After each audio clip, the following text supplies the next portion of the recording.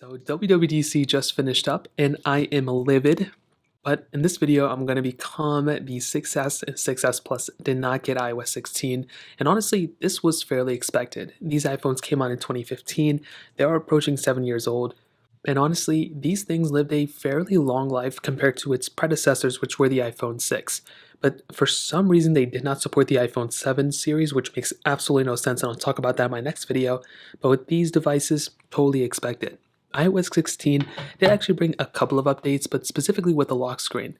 I will be honest though, there are some interesting points that they did with the lock screen that I'm going to be curious to see how they're going to kind of, there were some times where the timing was kind of cut off and other things like that. But it wasn't an underwhelming upgrade personally. I actually think it's a pretty interesting update.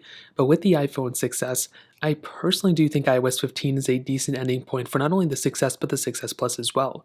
Personally, I had a very interesting experience with iOS 15 overall, and I do think even since iOS 14, these devices weren't really at a crazy good spot, to be honest. I think in the beginning they were really rocky. Since then they've gotten a little bit better, but these devices will be missing things like that new lock screen, like some focus mode updates. SharePlay got some updates, but cool enough, I mean, within iMessage, we actually have the ability of editing, unsending, and some other things within iMessage to unreading messages, which is crazy.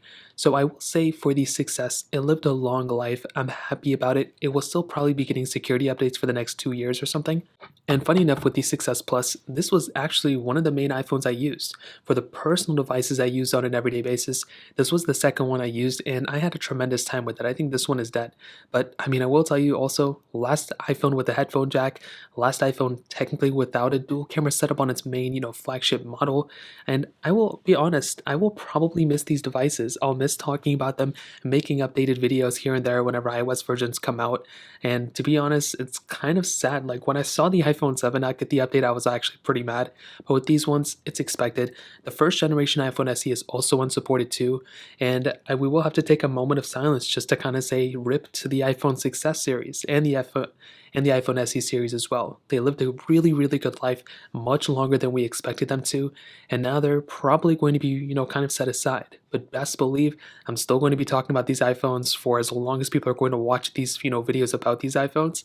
So, leave some RIPs in the chat, leave some W's in the, description or comment section.